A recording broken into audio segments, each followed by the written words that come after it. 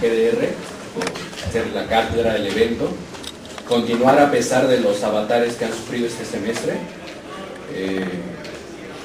En segunda instancia, pues a mi amigo y camarada Ismael, por ver al fin reflejado en un libro todo lo que lo escuché durante años y discutimos en algún momento y compartí con él. Y bueno, ya respecto al texto, felicitar este ejercicio de autocrítica. Antes que nada, este ejercicio en el cual hablar acerca de un movimiento en términos sinceros, reales, concretos, con lo que uno ha aprendido a lo largo de la historia y ser autocríticos, porque es un libro que nace del movimiento estudiantil y es para el movimiento estudiantil, es algo raro en realidad en la izquierda mexicana. El título mismo cifra con qué hace referencia, con el ensayo sobre un proletariado sin cabeza, texto que trata de ser una autocrítica en el seno del movimiento comunista, que desgraciadamente es un libro vigente. Digo desgraciadamente porque todo lo que ahí se enuncia, la sustitución de vanguardias, de un pequeño grupo por el todo, la falta de democracia, el silencio que tienen que vivir los comunistas, las purgas que se van haciendo, que se iniciaron tal vez en los procesos de Moscú con las chiscas, pero que arrasaron en América Latina y en México arrasaron con muchos camaradas, y que se siguen viviendo los diferentes movimientos que se han suscitado en la historia de México. Este libro de autocrítica que trata de centrar una experiencia política y que la abra a discusión, se me hace excelente, ¿no? Que revise las diferentes posiciones, que trate de debatir, que venga de un esfuerzo sincero, lo celebro, ¿no? Y que se tome esto como de esta forma. Qué bueno que va a haber más presentaciones, que se va a divulgar un poco el pensamiento aquí expresado, ya que es difícil todavía que ahora, ya que hiciste un libro, pues ahora cómo lo circulas, ahora cómo debates con la gente. Pues bueno, esa es tarea, que la gente lo lea, que lo debata, que realmente que diga, no, Ismael está mal, no, Ismael está bien tal cosa, y que realmente se propague esto, ¿no? Felicitar a ambos, a Pedro y a Ismael, y los saludamos. John, por favor.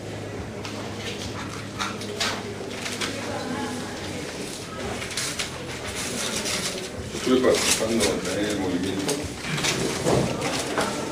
Yo creo que los discute una vez es una lesión.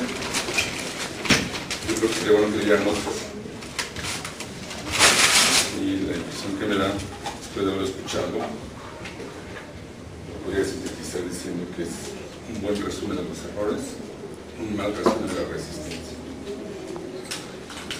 Y si hay que poner los pies sobre la tierra, hay que ver la realidad. Entonces, aquí quizás ustedes habrán escuchado de un analista político de los principales conocedores de la realidad en México, que acaba de morir recientemente, que se llama Oscar Garrido,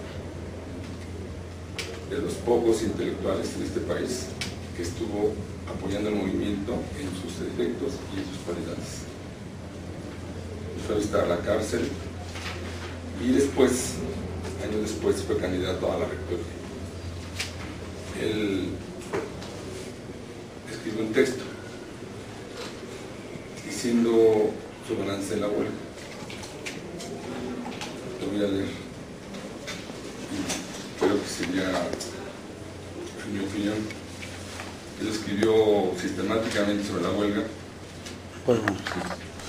Y entonces creo que son los mejores analistas de la realidad mexicana, los mejores analistas de las relaciones políticas en este país, y sería bueno que lo leyeran, que es otra visión totalmente distinta a la que dice Ismael. Es un texto que escribió en la jornada, 12 de octubre del 2005.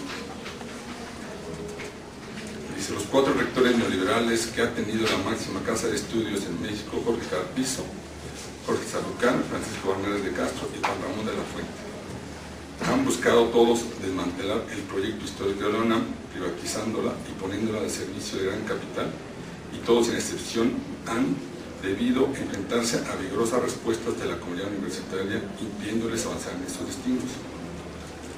el movimiento estudiantil y popular de 1999-2000, encabezado por el Consejo General de Huelga, que constituyó un verdadero parteaguas en la historia de las universidades latinoamericanas, constituye desde entonces el referente fundamental. No obstante enfrentarse el movimiento al gobierno federal, empecinado en instaurar cuotas y privatizar la educación superior en contra de los principios constitucionales e históricos del país, y a los partidos políticos que sin excepción avalaron su negativa al diálogo e impulsaron la solución de fuerza con el apoyo de la casi totalidad de los medios, fue un movimiento victorioso, pues logró detener la ofensiva y privatizadora y obligó al Consejo Universitario de la Rectoría a echarse atrás y a respaldar las tesis del movimiento. 4. El triunfo del CGH, a pesar de la cárcel que sufrieron muchos de sus integrantes, puede constatarse al observar el comportamiento de los actuales suspirantes o la rectoría, que defienden todas las tesis, la tesis central del movimiento sobre la universidad pública y gratuita, cuando 8 años atrás casi todos se manifestaban partidarios de las cuotas, enemigos del diálogo e incluso partidarios del uso de la fuerza.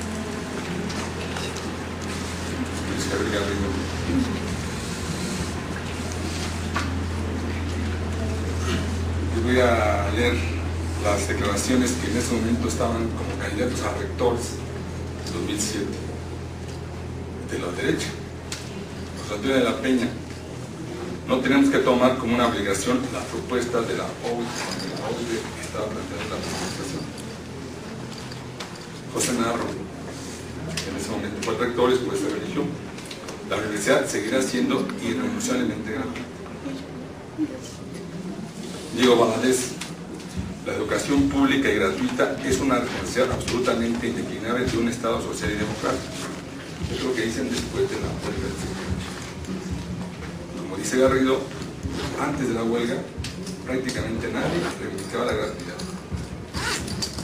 Hoy, después del movimiento de la huelga, se reivindica por ellos. Ahora, que nadie cobra en la universidad, pues hay muchos cobros. Pero eso fue un logro del CGH. Nadie lo puede negar, ni las autoridades, ni el Banco Mundial, que ha sacado documentos diciendo que no ha lanzado otra ofensiva contra la gratuidad porque hay una resistencia a la universidad. ¿Por qué creen que no lo ha hecho? ¿Que hay cobro? Pues claro que hay cobros, pero no es la misma situación. Porque con ese criterio, la verdad, no vamos a ningún lado. En 1932 se planteó: vamos a luchar contra la imposición. No lo logró. Entonces fue derrotado. No está bien ese análisis, no está bien. El 1932 planteó: hay que democratizar los medios. No se ha negociado. No lo logró, está derrotado. Eso está mal. No hay un análisis concreto de la situación concreta. Hay que analizar la realidad de sus contradicciones. Y son muchas. Que el CGH cometió errores, muchos errores. Y muchos de esos tienen razón. Pero también debe ser el contexto que se dio esas situaciones. Entonces, yo simplemente les hago un llamado. O sea, hay una opinión que la misma hay otras. Yo tengo, ahí no mencionó, o sea, yo participo en un grupo, la corriente de lucha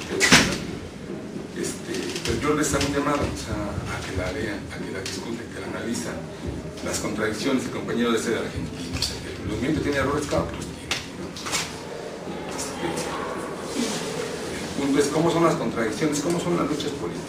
No es un problema de que no hay que reconocer, claro que sí, pero creo que, en mi opinión, es un buen resumen de los errores y un mal resumen de la resistencia. O sea, realmente se intentó contra el gobierno y contra todos, el PRD incluyéndolo. Y el PRD, precisamente la que es ahorita asesora de Peña Nieto, Rosario Robles, nos lanzó a la policía. Entonces, es muy fácil decir que fue derrotado cuando fueron 10 meses de intensa lucha. Sí, claro que hubo escuelas donde no había gente, pero en todo momento hubo una resistencia y que se pudo detener esa ofensiva. Y todo el mundo lo reconoce, hasta ellos. Yo tuve la oportunidad de ir a Sudamérica, reconocimiento de que la huelga del CGH es un movimiento histórico y un ejemplo para los estudiantes del mundo, sí lo es. Vinieron aquí los de Seattle, San Francisco, en diciembre vinieron aquí y llegaron a decir, please, no se rindan, es muy importante el movimiento que están haciendo ustedes para todo lo que estamos haciendo a nivel internacional. Pues, entonces, no hubo represión, claro que la hubo. Tú estuviste preso, yo estuve preso. Claro que sí, pero el movimiento pudo salir adelante. Todos salimos absueltos ahí, todos salimos absueltos de eso. Y ahí también adentro dimos un ejemplo de lucha y resistencia. Eso sabe poco. O sea, ahí ganamos a los presos a apoyar el movimiento. Llegamos ahí con un hostigamiento y ahí hablamos con ellos, ¿sabes? Hablamos con ellos y les explicamos. Dijeron, no, hicimos marchas internas en el penal y nos apoyaban ahí. Cuando fue Garrido, iba a vueltas también, donde estaba la cárcel. Y entonces hubo marchas allá y la gente de los presos salía a apoyar, o no salía porque no podía hacerlo, ¿verdad? Pero dentro de la cárcel hacían marchas con nosotros para apoyar, recibir a la marcha. No es poca cosa. Aguantar bien es una ofensiva de Estado, no es poca cosa. No es poca cosa. Que nos aguantaron todo y lo aguantamos, lo resistimos. La amenaza de la toma estaba desde mediados de junio, estaba la amenaza de la huelga. Y podemos resistir con todas esas debilidades que dices, que sí las hay, pudimos resistir porque tuvimos un apoyo del movimiento. Tuvimos un apoyo del movimiento. Y precisamente Barnés fue a pedirle a Zedillo, dice, ve, mete la policía porque tienes que recuperarla. ¿Y quién le dijo Zedillo? Si hubiéramos sido 5 o 6 cuates, entonces la avienta la policía ya, o nos detiene ya. ¿Qué le dijo Zedillo a Barnés? Cuando hizo un meeting Barnés allá en el auditorio, le dijo, Zedillo, quiero que intervengas para que recupere la universidad, porque está ocupada por gente extraña, gente no sé qué. Zedillo dijo, no, yo no voy a hacer eso. O sea, tú me tienes que demostrar que la comunidad quiere que yo intervenga, porque yo no voy a manchar baños de sangre, yo no lo voy a hacer. No lo hizo hasta después, precisamente, y no dice nada de eso. Estábamos ya en diciembre, ya sentía una debilidad, por 9 meses, entramos en enero, y viene otra ofensiva de los intelectuales, junto con otros casos. Entre ellos, lo debo decir, Carlos Fuentes, Monsiváis, Lenia Poniatowska, Pablo González Casanova, hicieron un referéndum para que interviniera la policía. Y nosotros les decíamos, tengan cuidado con lo que están haciendo, porque lo que están haciendo ustedes es avalar la intervención de la policía. Y pudo intervenir la policía porque ese sector de intelectuales le prepararon las condiciones para que entrara la policía, y por eso entró. Entró por eso. Y una parte de la intelectualidad, fíjense nada más, o sea, no solamente el aparato del sistema, los partidos políticos y esta intelectualidad que preparó las condiciones para que entrara la policía y nos reprimiera. No dice nada de eso. Toda esa ofensiva por tratar de derrotarnos, y aún así aguantamos. Aguantamos, y ¿qué dijimos ahí en la cárcel? Vamos a aguantar hasta que salgan todos, y esto es lo que puedo decir, ¿no? Que nadie puede quedar aquí preso. Yo me quedé hasta el final, hasta el último preso, porque estábamos luchando por una causa justa, y esto lo pudimos demostrar, que estábamos luchando por una causa justa, y aún en la cárcel nos ganamos un respeto ahí dentro, y nos ganamos un respeto por toda la heroicidad de esta lucha, sí, claro. Y creo que sigue siendo hoy, sí lo creo, que la universidad, como dice Garrido, sí fue un triunfo haber tenido la ofensiva por defender la libertad. Ahora, creo que es una abaratar las cosas cuando dices, pues es que hay cuotas, pues sí, claro que sí las hay todavía, ¿no? Han pasado 10 años, 12 años, y está del movimiento, sí lo es, sí lo está. Compañero, creo que deberían continuar las participaciones. Sí, concluyo. Simplemente diciendo que sí, hay otras opiniones, ya estoy dando la mía, la de Garrido, y por supuesto, ¿no? Que creo que es un momento histórico, un momento importante, que estuvo a la altura de las condiciones. Y creo que hay que aprender de esos errores y también de esos victorias. Compañero. Sí, pues me parece que hicieron referencia a que este es un libro de autocrítica al movimiento estudiantil de aquel momento. Yo solo creo que cuando uno hace autocrítica, pues habla tanto de lo bueno como de lo malo. Me parece que el riesgo es idealizar, ¿no? O sea, decir que no, o sea, esta lucha fue la mejor. Pero también, o sea, si yo que no estuve en la huelga leo este libro, digo, no, pues la verdad es que estuvo súper mal, ¿no? O sea, estamos cayendo en los extremos. No, yo creo que hay que entenderlo como un proceso, no como algo tan bueno ni tan malo. En los hechos, me parece que tendríamos que preguntarnos cuántos de los que estamos aquí podríamos estar si eso no hubiera, si la huelga no hubiera sucedido como sucedió. Y en ese sentido, pues tal vez no hablar de un triunfo ni de que fuimos vencidos, ¿no? Tal vez se ganó que muchos compañeros estuviéramos aquí, ¿no? Porque pues si las cuotas aumentaban gradualmente, pues tal vez yo no estaría aquí, etc. Y bueno, me parece que tal vez sí un grave error fue como el no trabajar con los compañeros, ¿no? Como el ejemplo que ponían de la prepa, donde no había nadie, bla, bla, bla.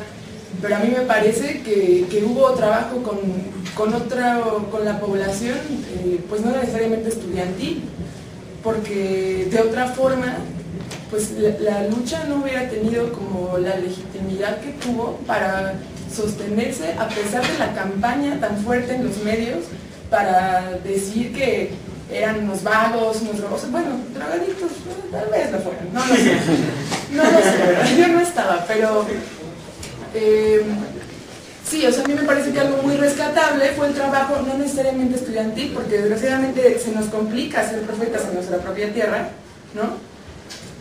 Pero el trabajo, o sea, no sé, yo he visto como ciertas imágenes del trabajo que se hizo con otro tipo de comunidades, que eso fue un gran acierto, a mí me parece. Entonces, bueno, o sea, ese era mi único punto, ¿no? Que si uno va a hablar de autocrítica, va a contemplar tanto lo bueno como lo malo, no solo vamos a desmitificar y a decir que pues la cagaron, compas. A ver, compañero Azul. Pero habíamos convenido que sí iba y abrimos otra. A ver, muy rápido porque se nos va el tiempo.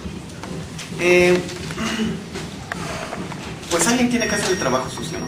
O sea, ya hay muchos libros, bueno, no muchos, hay varios, donde te explican muy bien cómo eran los planes de privatización, por qué dejaban fuera a los estudiantes más pobres, dejaban fuera a la universidad, cómo son restrictivos los límites al pase automático, al reglamento de exámenes. Eso ya existe. Y sinceramente yo pensé que no podía contribuir porque ya está bien hecho ese trabajo. Ya lo hizo otra persona, varias, ¿no? Entonces digamos que esa parte ya estaba resuelta. Eso ya lo hicieron, y lo digo al principio del libro. Aquí no estamos discutiendo si era justa o no nuestra lucha. Era justa y se acabó. Pero más allá de eso vamos a ver cómo nos desempeñamos en esa lucha. Entonces sí, hay otras. Bueno, primero eso. De antemano decimos, era justa la lucha. Y hay también, aprovechando lo que dice Salvador, otras versiones del movimiento, y sí hay que conocerlas, todas, ¿no? Yo me tomé la molestia de leer casi todo lo que se escribió sobre el movimiento, y por eso cuando digo algo lo cito, no estoy inventando. El único que no conseguí son las actas del precongreso, aunque quién sabe dónde quedaron, pero sí hay que conocerlos. Y qué bueno que se está dando esto, qué bueno que vino el compañero Salvador, porque hace falta un debate sobre el movimiento estudiantil, sobre su historia, más allá de las mentadas de madre, más allá de las grillas de pasillo, un debate serio. A ver, vamos a platicar y juntarnos, porque créanme que no ha sucedido. Cada que se hace un evento para recordar la huelga, cada grupo invita a sus propios cuates y obvio que todos están de acuerdo, porque están en familia, ¿no? Lo que hace falta es confrontar las visiones. Entonces, de antemano digo, la lucha era justa. Que fue un movimiento muy noble, que hay que reivindicarlo. Sí, porque el anzuelo del rector era, a ti que ya estás inscrito no te van a cobrar cuotas. Las cuotas son para los que siguen. Entonces fue de una gran nobleza y madurez intelectual decir, no importa que a mí no me cobren, es por las futuras generaciones. Eso también hay que decirlo. Quiero que quede bien claro, yo reivindico la huelga. Era necesario luchar contra eso. Lo que no reivindico fueron los errores. Eso es otro asunto. Y sí hay que confrontar las distintas visiones, compararlas. Luego, que se ganaron cosas, sí, claro que se ganaron cosas. Igual yo no hubiera podido acabar mi carrera si se hubieran cobrado cuotas. Así de simple. Pero, a ver, ¿se logró detener el aumento de cuotas? Sí. ¿Es algo importante? Sí, muy, muy, muy importante. Pero aquí el punto es, de todo lo que pedíamos, solo representa una parte. Entonces llamar victoria sin matizar, como se hace, victoria, cuando solo obtienes una parte pequeña de tus demandas, me parece una exageración. No es una falsedad, simplemente es una exageración. Entonces vamos matizando. Ya basta de consignas que sirven mucho para alentar a la gente y agitarla. Vamos al debate más fino. Si acaso, bueno, si queremos insistir en que es una victoria, mínimo tendría que conceder que es una victoria parcial. Y entonces ya no hay que echar cohetes al aire de la huelga que ganó la gratuidad. Y sobre todo porque a media huelga había dos posturas. Unos decían, es que queremos la gratuidad total, no solo detener el aumento de cuotas, sino eliminar los cobros que ya hay. Y otros decían, no, basta con detener el aumento de cuotas. Y los otros cobros, pues luego vamos viendo. Quienes querían la gratuidad total, a los otros los acusaban de traidores, rendidos, vendehuelgas. Y esos mismos que acusaban de traidores a los otros, hoy nos dicen que es un triunfo haber detenido las cuotas, aunque hay otros cobros. O sea, lo que calificaban de traición hace 13 años, hoy dicen que es un triunfo. Entonces, ¿dónde está la congruencia? Si te sostienes en tu posición de hace 13 años, tendrías que decir no. Porque aquí no dicen. Se trataba de eliminar todo cobro en la universidad. ¿Lo conseguimos? No. Así de simple. ¿Conseguimos algo? Sí. ¿Era todo lo que queríamos? No. Ya sé que nunca se consigue todo, pero esa era la posición en la que estaban esos compañeros. Los 6 puntos del pliego petitorio, cumplimiento cabal. Entonces, ese es el asunto, de que lo que se calificaba de traición hace 13 años, hoy se califica de triunfo. Desde hace 13 años lo hubieran calificado de triunfo. Hubieran dicho, basta con que detengamos el aumento de cuotas y con eso nos consideramos triunfantes. Luego, sí, lo de la campaña de medios, a ver, yo creo que fuera de López Obrador, no ha habido, bueno, él es una persona y este es un movimiento. Fuera de López Obrador, nadie ha sido tan satanizado en este país como el CGH. Realmente, día y noche la prensa fastidiaba y fastidiaba y fastidiaba. En todo momento, en todos los periódicos, en la televisión, en las revistas. Realmente sí sufrimos una ofensiva que pocas veces se ha visto en este país. Y podemos decir que de ese tamaño eran los intereses que se estaba jugando la rectoría y el gobierno. De ese tamaño era lo que buscaban. Sin embargo, otra vez como los boxeadores, me subo al ring y me noquean. Cuando bajo no puedo decir, es que me pegó muy fuerte. Es que a eso me subo, ¿no? O sea, ya sé que me van a pegar y me van a pegar muy fuerte. No puedo decir, pongamos por caso, si ellos hicieron una campaña de medios para desprestigiarlos, ¿y qué esperábamos? Ya, ese es su trabajo, ellos así son. Entonces no es justificación decir, es que nos difamaron mucho, porque nuestro papel era hacer una campaña que contrarreste su difamación. Porque si para explicar todas las derrotas decimos, es que el otro me pegó muy fuerte, resulta que siempre tenemos una justificación.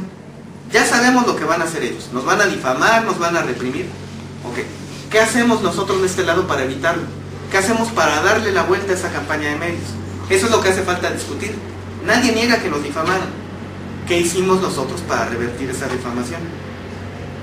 La verdad es que no hicimos algo muy efectivo, es lo cierto. ¿Y por qué sirve reflexionarlo? Pues porque lo van a volver a intentar. Y esto conecta con lo último que decía Salvador. Garrido, a quien yo respeto mucho, lo leía todos los viernes en La Jornada, una persona congruente y demás. Creo que en este caso se equivoca y esta posición de Garrido la retoma Salvador y sus compañeros. Dicen, la mejor prueba de que el CGH triunfó es que hoy las autoridades, la rectoría de la Fuente y Narro, reivindican la gratuidad en la universidad. Que hoy día ellos tomaron el discurso del CGH, ellos hablan de gratuidad y demás. Vamos a analizar. Yo sostengo aquí, invito a Salvador a leerlo otra vez, porque sí reivindico el movimiento y también hablo de aciertos. aunque no es el principal objetivo, ¿no? Yo sostengo que el hecho de que el rector haya retomado el discurso del CGH no es un triunfo para nosotros, al contrario, es otra derrota. ¿Por qué? Porque ante los universitarios, quien parece el defensor de la universidad gratuita no es el movimiento estudiantil, es el rector. A quien identifican como el que ha dado la batalla por la gratuidad es al rector, no al movimiento estudiantil. Hagan la prueba al rato. Vayan a su salón y pregúntenle, no al activista, no al que anda en las asambleas del 132, a un estudiante X, al rato que se suban al Puma y demás. ¿Quién es el que ha defendido la gratuidad de la universidad? Y te van a decir que es de la Fuente, te van a decir que es Narro, porque no identifican al CGH como eso, cuando están enterados de que existió el CGH. Vamos a hacer una analogía. Un rector que mete a la cárcel 1000 estudiantes, no es poca cosa, 1000 estudiantes, que invade la universidad con la Policía Federal, debería ser el más odiado en la historia de la universidad, ¿no? ¿De la Fuente es un rector odiado? No, la gente lo quiere, los chavos de las prepas se quieren tomar fotos con él, o sea, esa es nuestra derrota, es una derrota de largo plazo que no identifican los estudiantes a sus enemigos. Perdimos la batalla de ideas. Haciendo la analogía con el 68, es como si el pueblo, en lugar de odiar a Díaz Ordaz, lo identificara como un gran demócrata, si lo quisiera, después de lo que hizo. Y lo peor, no estoy hablando de estudiantes de derecha, que ven muy bien a De la Fuente y a Narro. Estudiantes progresistas, que están contra el PRI, que están contra Televisa, ellos dicen que De la Fuente es bien buena onda, que ha sido un gran rector. Entonces, más bien lo que hizo fue robarnos el discurso. Si el rector ya es el defensor de la universidad pública y gratuita, ¿qué razón de ser tiene el movimiento estudiantil? Nos dejó sin bandera. Esa es la derrota de largo plazo que sufrimos. Esa es la verdadera. Hace poco, De la Fuente, ya ven que estaba propuesto como candidato, como secretario de Educación por López Obrador. Bueno, para empezar hay que ver esto. ¿Cómo es que el rector represor tiene cabida ahí? ¿Porque López Obrador es un oportunista? Sí. Si a alguien de derecha le sirve, véngase para acá, me ayudas a ganar votos. Pero también hay otra parte. ¿Cómo que toda la gente que sigue a López Obrador, que está porque no se privatice Pemex, está en contra del PRI, está en contra de Televisa, no ve ningún problema en que De la Fuente esté ahí? ¿Porque son pejezombis? No, porque nadie ha hecho labor de decirles este es un represor. Y De la Fuente iba a ir a la UAM Xochimilco hace como 3 meses. Un grupo de estudiantes se organizó para boicotear su asistencia, diciendo es que es el que reprimió el CGH. Y otros estudiantes debatían con ellos en las redes sociales, diciéndole no es cierto, el que reprimió al CGH fue el anterior rector, Barnés. Dense cuenta de cómo no identifican al enemigo. La gente cree que fue Barnés y Barnés renunció 4 meses antes de que aquí entrara la PFP.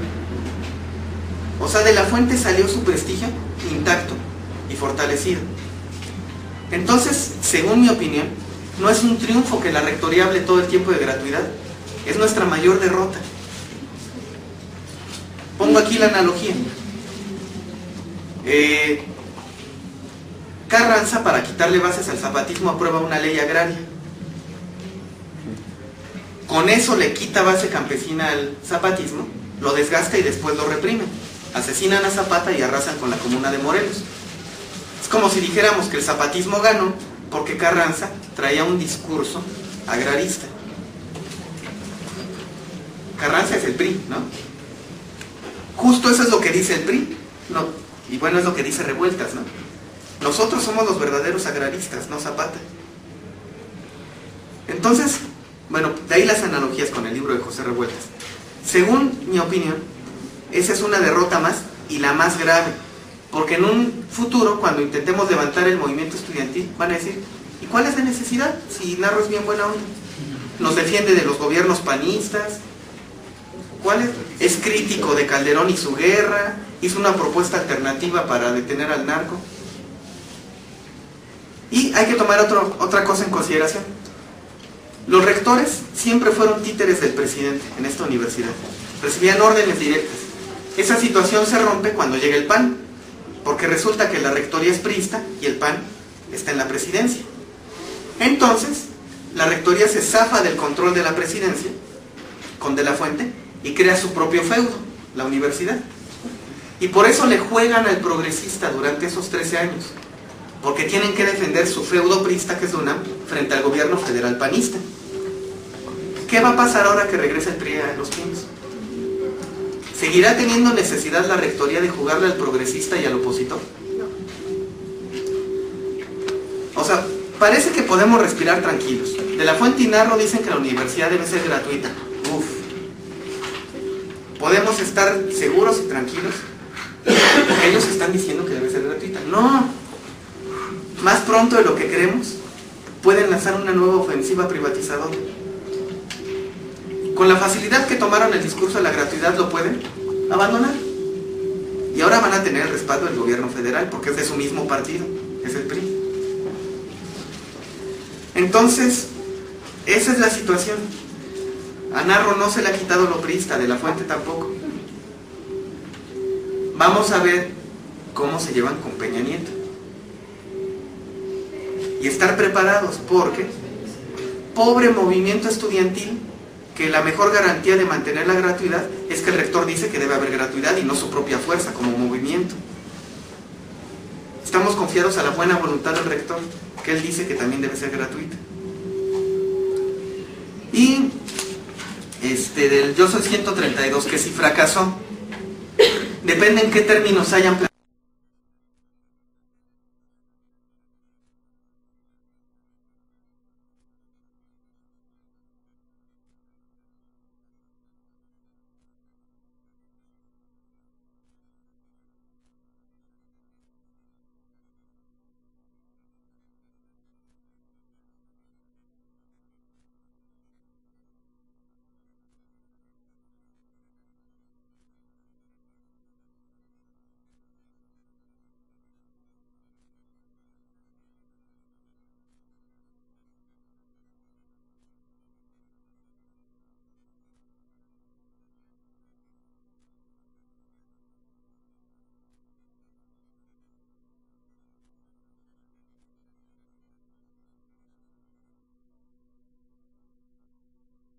crítico de qué pasa. Y precisamente él pone un elemento sobre la mesa que creo que habla de ese sectarismo, y es el plebiscito. O sea, ese plebiscito no es que fueran los intelectuales de izquierda traicionando al movimiento social porque de por sí porque ya eran unos vendidos, ¿no? Se trata más bien, sí, de reconocer que si bien hubo un error grave por parte de esos compañeros, también el movimiento generó condiciones para que esto pudiera suceder.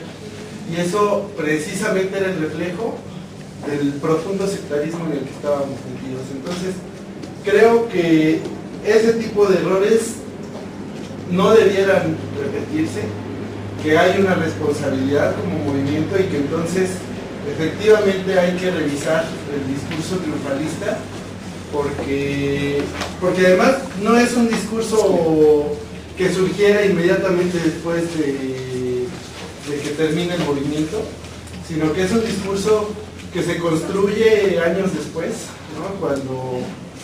Porque que yo recuerde, el sentimiento inmediatamente después en general y el análisis inmediato, sí era un análisis que más bien reflejaba que se nos había vencido. Y efectivamente hay muchos triunfos. Por ejemplo, para la mayoría de las preparatorias, el día de hoy hay un movimiento estudiantil que, aunque sea pequeño, no existía cuando muchos de nosotros llegamos a la prepa, a los que nos tocó precisamente llegar en esa etapa, ¿no? Ese creo que, por ejemplo, podría ser un triunfo del movimiento. Entonces, este tipo de triunfos parciales pueden ser muy relevantes. El mismo triunfo precisamente del mantener la gratuidad de la universidad, sea gratuita a rajatabla o gratuita con matices, en el contexto del año 2000, de 1999-2000, como tal es un triunfo muy relevante. Sí es un triunfo muy relevante, por muy parcial que sea, pero precisamente creo que vale la pena el no pasarlo por alto, detenerse a hacer ese análisis, y por eso pues muchas felicidades. Sale en 2012, cosa que dices es valioso, y no solamente eso, sino que no sale en abril sino en octubre, entonces felicidades también por el cumpleaños. Y pues es todo. Compañero. Creo que el triunfo no nada más es inmediato, o sea, de lo que se debe hablar no nada más es de un triunfo inmediato, sino a largo plazo. Definitivamente, a partir de la huelga, hay una despolitización generalizada, ¿no? Y se ve demostrado en las asambleas. Yo soy 132 compañeros. O sea, decir que en filosofía y letras una asamblea de 300 personas está bien cuando son 10.000 estudiantes, bueno, entonces, ¿en dónde estamos? ¿En qué realidad nos movemos? ¿No? Decir que hay una asamblea de 7 personas en psicología es que es una tomada de pelo. O sea, la gente, los estudiantes no se quieren involucrar en la política, ¿no? y la referencia que tienen es la huelga del 99. La universidad pública, pues, disculpen, pero a mi parecer el rector no va a privatizar esta universidad porque no le conviene. Es mucho más conveniente tener concesiones. O sea, ¿qué joven pobre estudia aquí? Veámonos, ¿somos pobres? O sea, en verdad pertenecemos a la clase media baja, pero no somos pobres. Los pobres no tienen derecho de estudiar en esta universidad porque esta universidad es carísima. Comer en esta pinche universidad es carísimo. ¿Cómo creemos que esto es gratuito? Por favor.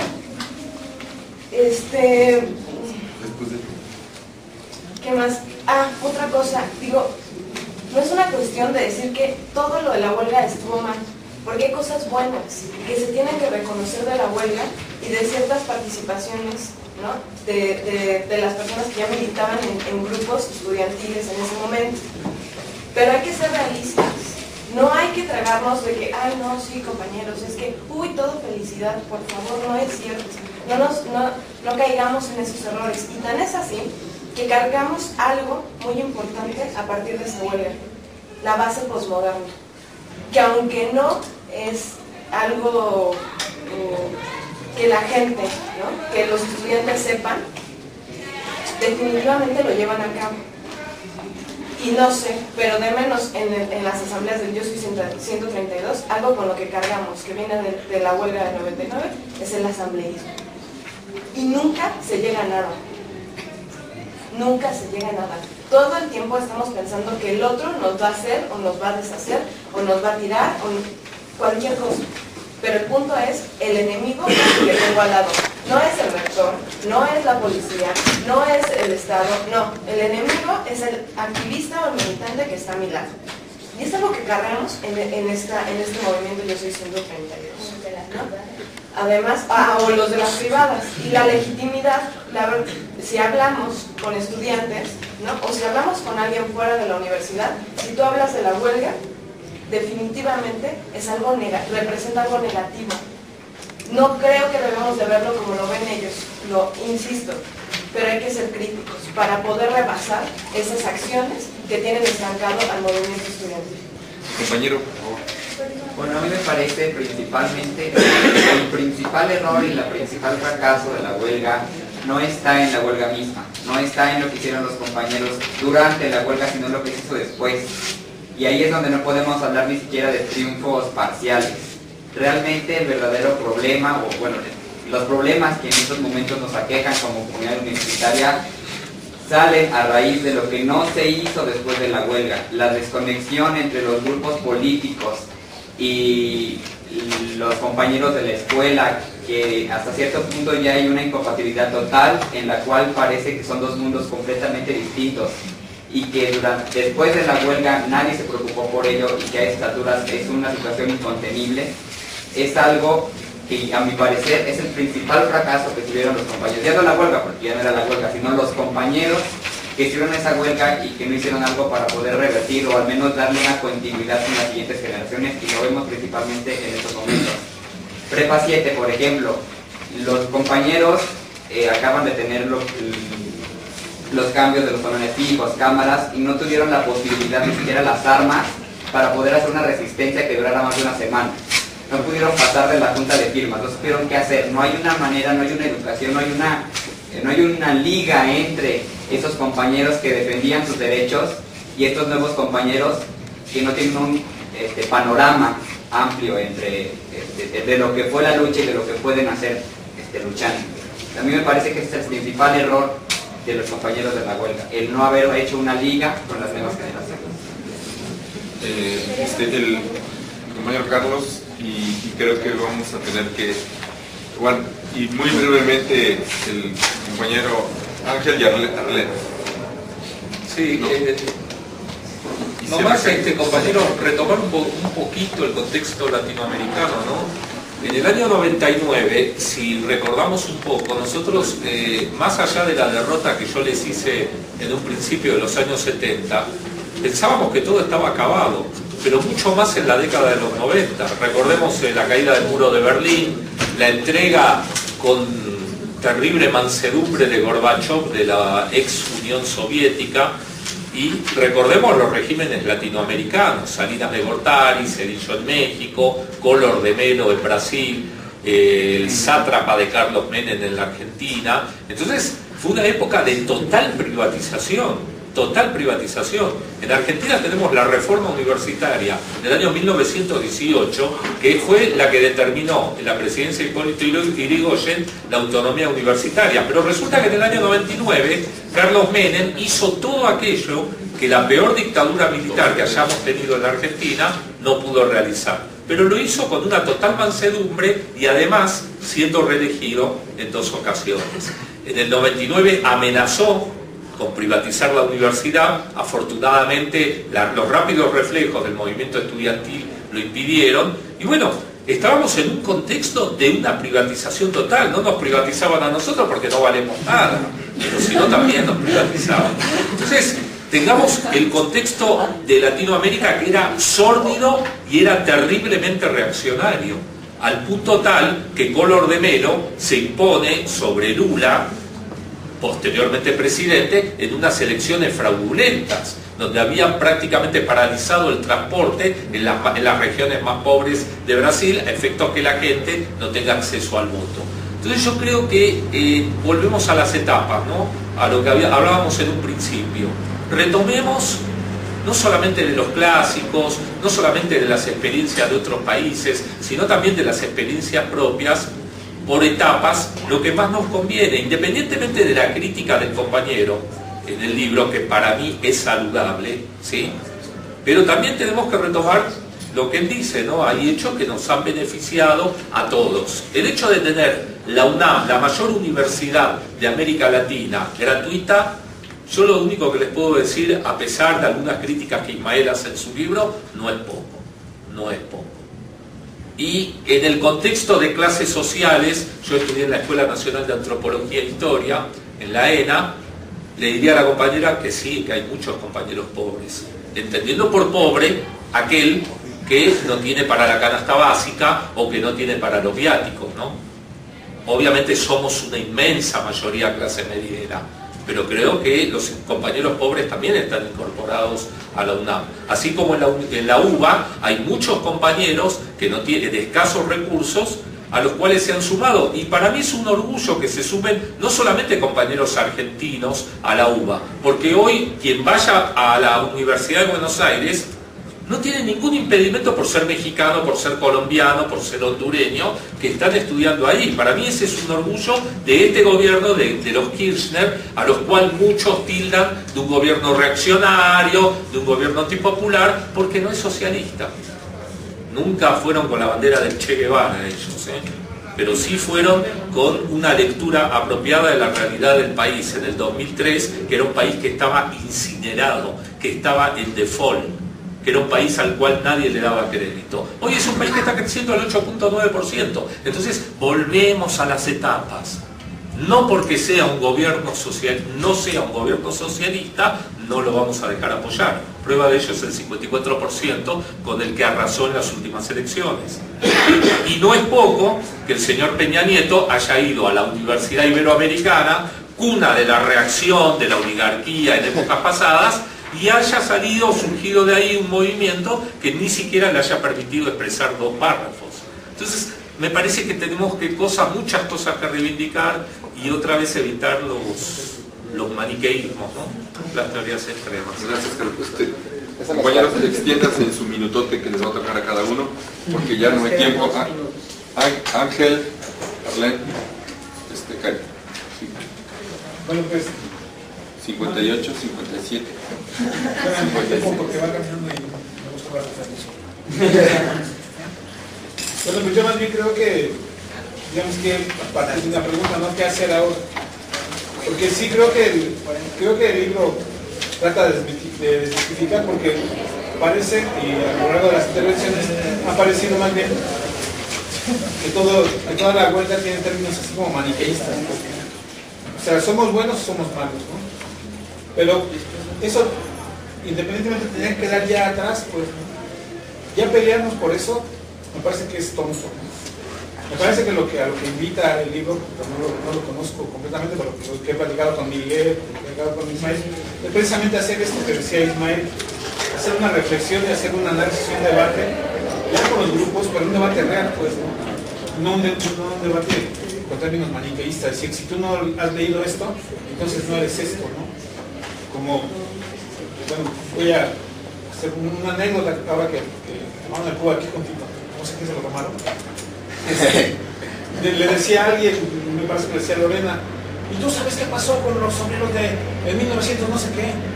Oye, no sé qué pedo, cabrón, ¿no? ¿Eso qué tiene que ver con algo que está en otro ámbito, pues, ¿no? ¿Sí me explico? Entonces, esos términos maniqueístas creo que deben de quedar atrás. Creo que el debate es ahora, pues, ¿no? Porque además, si hablamos de triunfalismos, ¿no? En el sentido de que no hay cuotas, de que no hay esto, de que no hay lo otro, y la derrota fue también que no se consiguió un congreso, pues no tenemos que preguntarnos qué hacer ahora. ¿Qué hacer ahora? Porque precisamente no hay un congreso, pero sí hay reformas, ¿no? Sí hay reformas, y la reforma más clara es, por ejemplo, unos 2 o 3 consejos universitarios, hubo un acuerdo de que ya hay carreras que tienen a la mitad de la carrera que son terminales y pueden tener un título de técnico. Yo voy a ser técnico en letras hispánicas, cuando esté en cuarto no puedo estar estudiando. Esas reformas, esas cosas son las que se tienen que estar discutiendo y no estar debatiendo en que si tú eres del 132, que yo soy del 135, que si tú eres del no sé cuál, que si tú eres... No, se tendría que estar discutiendo cuál es el futuro de la educación, si no queremos que nos pase lo que nos pasó a Chile, no queremos que nos pase lo que nos pasó a España, ¿no? O a México. Todavía hay un poco de luz en el camino, pues, ¿no? Pero entonces, creo que ahí es donde se debe dar el debate, ¿no? Y olvidarnos de esos triunfalismos, de estos derrotas. Bueno, Arlen. Bueno, yo creo que, como siempre, estos espacios permiten mostrar las diferencias que hay en la interpretación de un hecho, ¿no? Y en realidad deberíamos partir de eso para entender que debe ser un proceso enriquecedor el saber que hay una diversidad, una pluralidad en lo que constituye lo que podría yo llamar esta izquierda o el mundo progresista, ¿no? De los progresistas que siempre nos encontramos. Y lo digo así porque en realidad yo creo que como la huelga y muchos procesos anteriores en México que sí han apuntado más a mantener el estado de las cosas, no a hacer grandes cambios, tampoco a retroceder, pero también verlo así, es que hay una crisis de la izquierda, por lo menos en México, muy, muy profunda. Y tiene que ver ni siquiera con un debate ideológico histórico de quién tuvo la culpa de qué, porque todos somos responsables desde que tú decides meterte a un proceso militar, combatir, luchar, resistir, es una responsabilidad cualquiera que sea, ¿no? Pero sí considero que hay una gran ausencia en la discusión, en el análisis, que tiene que ver en la forma sistemática en la que la izquierda está reproduciendo sistemas de dominación propias de la derecha, de la reacción, donde puede ser capaz de someter las ideas porque no piensas como yo, donde podemos ser capaces, y esa fue una de las grandes lecciones que además a todo el mundo nos dejó en crisis, razón por la que no regresamos el año siguiente con toda la energía a continuar el movimiento, es porque hubo una gran confrontación con lo que nosotros mismos somos capaces de hacer destructivamente a lo interno de la izquierda, ¿no? Y yo no considero que son errores menores, porque los errores son tácticos, me equivoqué en una acción o tomé una mala decisión y te repones o no te repones. No son cuestiones de errores o aciertos, son cuestiones de hacia dónde estamos construyendo realmente el movimiento de este país, o sea, hacia dónde la izquierda está poniendo su visión del tipo de país que se quiere. No hay en la mesa una discusión de qué haces más allá de si detienes o no las cuotas. Seguimos teniendo una de las mejores universidades de América Latina y del mundo, con uno de los sistemas de gobierno más arcaicos que hay, de verdad. Y seguimos discutiendo si las cuotas son al control. No es la discusión. El debate, si hay errores, hay aciertos, es de todo. Todos lo construimos. Todos somos responsables de eso. El asunto ahora es si somos o no capaces de pensar en una universidad distinta y de apostarle a construirla en un proceso de mediano y largo plazo desde la izquierda. El movimiento estudiantil no lo va a hacer, porque también no podemos perder de vista que el movimiento estudiantil es un momento coyuntural, ¿no? O sea, que tiene una dinámica propia y que nace, crece, se desarrolla y muere, se reproduce, y que afortunadamente muchos de los que participamos en los movimientos estudiantiles vamos a estar en otros espectros de la vida de la izquierda. Esta también es una realidad y eso es una fortuna que no podemos perder. Pero si perdemos el diálogo, el respeto, la congruencia, la ética, el compañerismo, la humanidad, la dimensión humana de lo que somos, perdimos nosotros, no nos derrotaron, perdimos de antemano. Y eso es lo que la izquierda viene arrastrando desde hace muchos años. No hay un solo programa de construcción del movimiento, no programa de lucha, porque tenemos plataformas y programas y demandas que nos unen y nos animan a seguir, sí, pero no hay un proceso de construcción real, porque finalmente ya somos los que estamos y tenemos una fuerza real, ¿no? Y contundente en toda esta diversidad de respuesta, de contención, y si es posible desde la movilización y la lucha, pues de mantener las cosas en un estado no peor, ¿no? Que eso es lo que sucedió en la guerra. Pero no hay ahora en nuestra cabeza la posibilidad de avanzar.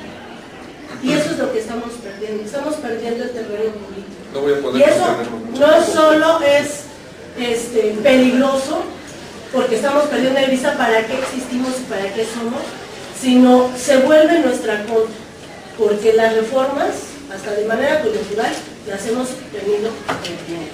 Esa es una realidad del país. Entonces, si no hay construcción de diálogo, no hay posibilidad de un análisis realmente profundo, no se va a avanzar en eso. Muy bien. Cario, por favor, breve, sintetizan 15 segundos. 15 segundos. Pues ya para cerrar. Pues yo pertenezco a esta nueva generación de activistas que no participaron en la huelga, que inclusive rara vez la puedo recordar, que la pude llegar a ver en la televisión. Y esto para mí es, igual hasta como lo comentaba el compañero, contrariaba mucho la postura, es en efecto una versión historiográfica, ¿no? Y como tal, una versión historiográfica también porque conozco a Ismael y es muy recalcitrante en su crítica, inclusive muy irónico y tiende a ser muy gracioso y muy cómico, que nos puede ayudar conociendo todas las otras fuentes cuál fue verdaderamente esa historia. Pero a final de cuentas la historia se objetiva en nuestra realidad concreta y nosotros, los nuevos activistas o el estudiante promedio, sufrimos de muchos avatares que son producto de este mito fundacional de la huelga del 99. Como tal, yo creo, y me parece muy corto seguir reivindicando el hecho que paguemos 25 centavos Pues en efecto sí, gracias a eso yo puedo seguir estudiando, ¿no? Pero